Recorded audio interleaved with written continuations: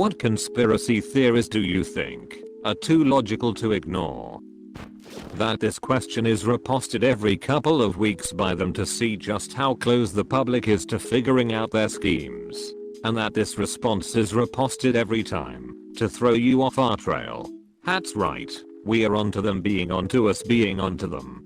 David Miscavige, the chairman of the Church of Scientology, definitely murdered his wife and is getting off scot-free for it.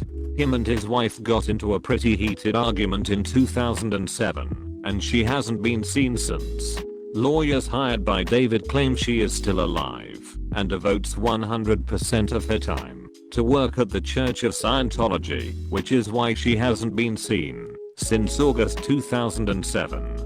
In 2013, a former member of the church had filed a missing person report that was closed after a few officers had spoken and seen Mrs. Miscavige. Even though there's no evidence whatsoever of this meeting, all missing persons reports now are turned down, since this investigation is forever closed. She is either dead or locked in a bunker. If she is being stored in a ice fridge, it could be both things. Mattress firm is a drug cartel or a money laundering company, or maybe they are laundering money for the drug cartels. I don't know, but whatever it is, they're up to no good. We talk about this at work all the time. There's an area that has 3 of them within about 5 miles of one another. Who are all these people buying mattresses so frequently that you need 3 stores to keep up with the sales? Freakonomics did an episode on them. Running a mattress store involves minimum overhead. A typical mattress salesperson needs to make only a bit over 1 sale per work week on average. The recession was so long and deep that most people put off buying one for years. According to a few different sources, Joe Ida's the comedian being one of them. Lol. The cartels also use those Mexican street food vendors in LA and I'm sure elsewhere to launder money through also, as well as laundromats and other cash businesses. In Mexico, some banks, like Santander, HSBC, have holes in the side of banks for the cartels to throw bags of money through, like you see in the movies for laundry or waste in big buildings, but for illegal blood-stained cocaine cartel cash. We have at least 5 furniture stores in a town of 12,000. Granted, we are the biggest town for 1.5-2 hours in either direction. So a lot of people come here, but I can think of at least a dozen more within half an hour. There's no need for that many. With the number of millionaire/billionaires that are psychopaths or similar, there must be a few super rich serial killers out there. By extension, there must be people making money supplying victims in the same way Epstein was supplying girls to the wealthy who wanted to scratch an itch. With the money, power, and influence would come governments and intelligence agencies willing to overlook or cover up terrible actions for leverage. This makes sense to me. When you can literally buy anything, the only interesting things become those things you aren't supposed to be able to get. The most dangerous game comes to mind here. There are theories that many famous female stars who were blacklisted, Megan Fox is a good example, were blacklisted because they refused to sleep with directors and producers. New Coke was a way for Coca-Cola to switch from real sugar to corn syrup without people noticing. Switch to the new formula that everyone hates, keep it for a while, so that people demand the old one back, then switch it back after enough time has passed that people wouldn't notice the relatively subtle change. The change is not subtle at all once you've switched to Mexican Coke for a while, which is still made with cane sugar. Going back to the corn syrup, Coke is awful now. It coats your mouth in this weird gross way that is hard to ignore. I thought it was just a ploy to drive up sales and the stock price. Switch to a new formula which people don't like. I'll still continue to buy out of habit because Coke is such an institution. Then release Coke Classic, which everyone misses, and the sales skyrocket. It was a market testing fuck up. Pepsi started doing taste tests and beating Coke and were publicizing how everybody thought Pepsi tasted better. Coke did their own taste tests and found the same thing. People in these tests liked Pepsi better. So there was this suspicion that, by mixing up the formula, they'd be able to beat Pepsi and drive up sales. The problem was the tests were faulty. Instead of giving people a can's worth of a beverage, they gave a small sip's worth, and with that little people preferred the sweeter Pepsi, while over an entire can they found Pepsi to be too sweet. Nothing's actually happening in Area 51. The government just keep it, so people will focus on it, and ignore the shady stuff happening somewhere else. Actually, Area 51 was created during the Cold War as a testing and development facility for aircraft, including the U-2 and SR-71 Blackbird reconnaissance planes. And currently it's probably being used to test few weapons, and that's it. Every country has their secret projects and we all know it. The entire alien and conspiracy theories have only fueled movies and TV shows. That's it. That's what I thought. IDK where this whole notion of government is hiding aliens and shit came from. It's also been clear that there are a bunch of UFO sightings, where people think it's an alien aircraft, but in reality it's just a new aircraft that our government is testing out and just fucking around with it. UFO literally means unidentified flying object. People has just assumed it means aliens, but in reality if it flies, and you don't know what it is, that's a UFO. That Diana Ross and Smokey Robinson are Michael Jackson's actual parents. That's why he was the talent in the Jackson family, and why there were rumors that he was Evan Ross's father. They both looked like Diana.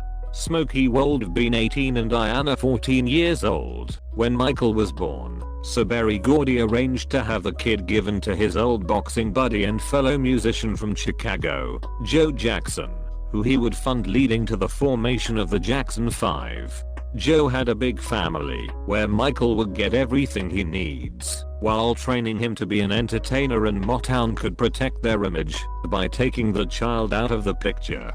It turns out the kid is a talent, and as we all know the Jackson 5 make it to Motown. But even before that there were several documented instances of Diana Ross in Gary, Indiana, such as at the school talent show where the Jackson 5 performed.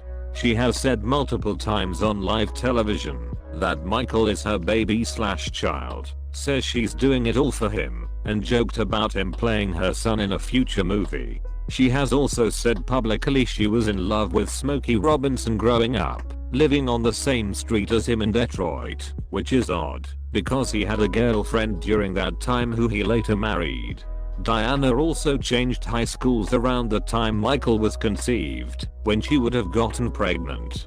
She was going to Cass Tech to study home economics, and Smokey also enrolled in an engineering college around this time, because they were soon to be parents and Motown hadn't broke big yet. A decade later the Jackson 5 auditioned for Motown in Detroit, then did a second performance at a Motown get-together at Berry's house, and Michael has stated that at that point Diana told them she wanted to take special interest in their career.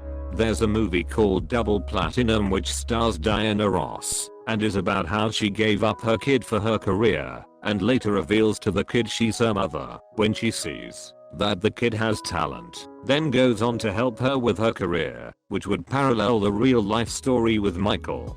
Her daughter in the movie also wears a dress that has the same design as the shirt Michael wore for Billie Jean at Motown 25. It's written by Michael in his autobiography Moonwalk that he and the Jacksons lived with Diana Ross in Hollywood Hills when the Jackson 5 first signed to Motown and moved to LA, and her and Michael used to go out almost every day, just the two of them. This would have been when Diana Ross revealed to Michael she's his mom. He would have been about 10 years old, and that's why he became quiet and shy from then on. This wouldn't be her only time doing this. When she had a daughter with Berry Gordy, she didn't tell her who her father was until she was 13.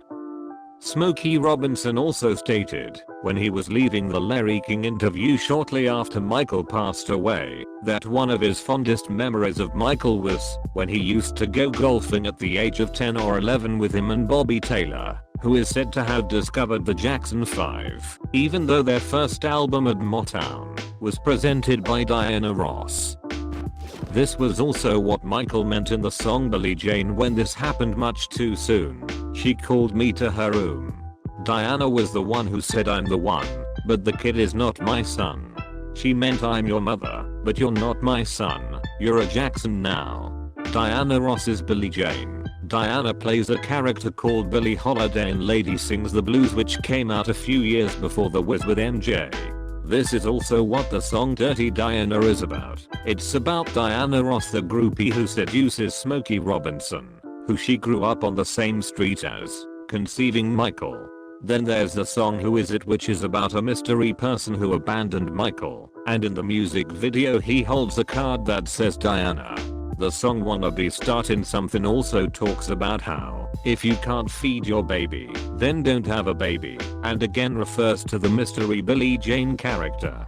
He references Ain't No Mountain High Enough in the song Leave Me Alone, and says don't you come walking begging back, mama. He also references Ain't No Mountain High Enough in the songs Baby Be Mine, Speechless, and Keep the Faith. This is all also why you see a weird sexual dynamic between Michael Jackson and Diana Ross, but you will never actually see a picture or video of them making out. Recently a video surfaced of Diana Ross singing You Are Not Alone to Katherine Jackson, just like how she probably used to sing Ain't No Mountain High Enough to Michael when he was living with her. This is seen in the aforementioned movie Double Platinum as well. Diana sings her lost daughter to sleep with a famous song. And in TMZ's video the last time we saw Joe Jackson, an old senile Joe says I raised Michael, he's my son and Quincy Jones knows better. I don't talk about it, no way. He's defending the supposed fact that Michael is his son for a seemingly unknown reason, and even in past interviews he always emphasized he's a Jackson. After MJ's death, Joe, when interviewed, said he was doing great. Meanwhile Smokey Robinson went on the Larry King Show and praised MJ as an artist. This theory explains why Michael not only looks like Diana Ross and has the same features and eyes as her, but also explains why his facial structure looks like Smokey's and their profiles and ears are completely identical, and why he was a musical prodigy who had the stage presence and songwriting abilities of his real parents. Diana, Smokey, and Michael are the only three musicians besides the Beatles who have 2 stars each on the Hollywood Walk of Fame, one for being a member of their original groups, and one to celebrate their success as a solo artist, as well as having a very soft voice, which both Smokey and Diana, and Evan Ross, have in common. Here you can see how much different his eyes looked from his brothers, and how much they look like Ross' eyes.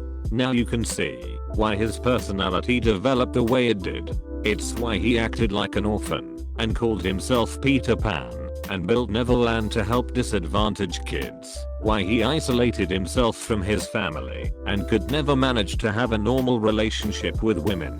It absolutely explains why he had such a severe identity crisis.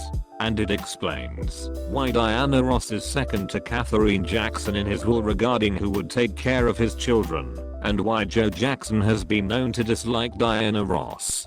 At Michael Jackson's public memorial, the first person that comes out is Smokey Robinson reading a letter from Diana Ross, who writes that she's mourning so hard that she cannot attend the memorial, and that Michael was part of the fabric of her life. When Smokey speaks about MJ later, he calls him his little brother, which would imply blood relative. In the movie Hitsville USA, The Making of Motown, Berry Gordy jokes with Smokey about how some of the babies that the groupies were having were his, and that MJ reminded him of a little Smokey. Also, the movie An American Dream was about the Jackson 5 and World Bean propaganda to reinforce the cover-up story. So, it wasn't that Michael was ever trying to look like Diana Ross like people thought. He was actually displaying features and mannerisms that he inherited from her. In one of the clips below she says he has the same features, skin tone, and bone structure as her. Now you might say, well, Janet looks a lot like MJ, but growing up in his shadow she adopted many of his mannerisms and used makeup and plastic surgery to replicate his appearance, like LaToya did, but their vanity was merely deception. Joe and Barry branded and marketed the Jacksons a certain way to make Michael seem related, such as with the matching outfits and afros, but if you look at their features it's clear the only similarity to Michael is the way they smile, a learned trait. MJ has much more defined features and is rail thin like Diana Ross, and his nose and chin match Smokey's. Now it's clear why Joe told him he had a fat nose and singled him out so much with the abuse.